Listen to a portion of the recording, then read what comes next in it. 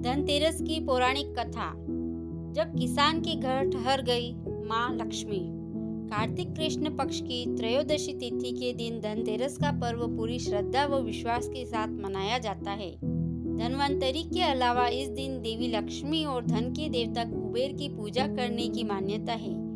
इस दिन को मानने के पीछे धनवंतरी के जन्म लेने की कथा के अलावा इसके बारे में एक दूसरी कहानी भी प्रचलित है। कहा जाता है कि एक समय भगवान विष्णु मृत्युलोक में विचरण करने के लिए जा रहे थे। तब लक्ष्मी जी ने उनसे साथ चलने का आग्रह किया। तब विष्णु जी ने कहा, यदि मैं जो बात कहूँ तुम अगर वैसा ही मानो तो फिर चलो। तब लक्ष्मी जी उनकी बात मान गई और भगवान विष्णु के साथ भूमंडल पर आ गई।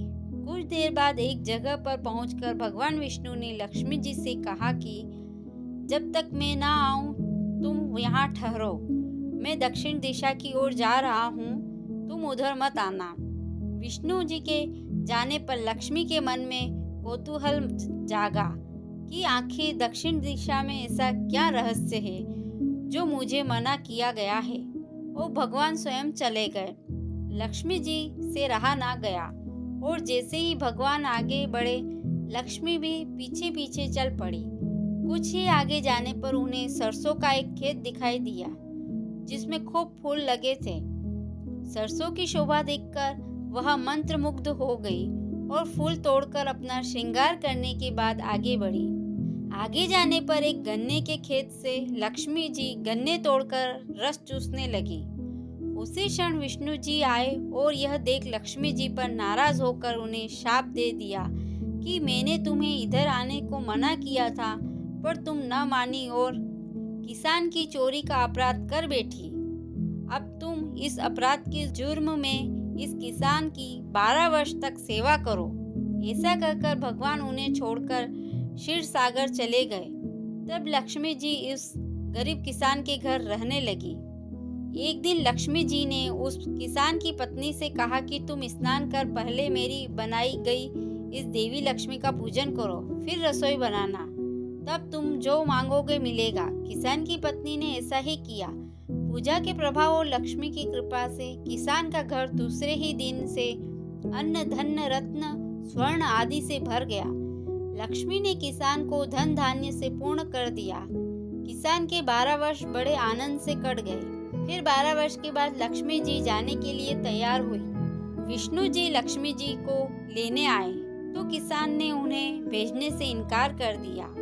तब भगवान ने किसान से कहा कि इन्हें कौन जाने देता है, यह तो चंचला हैं, कहीं नहीं ठहरती, इनको बड़े बड़े नहीं रोक सके।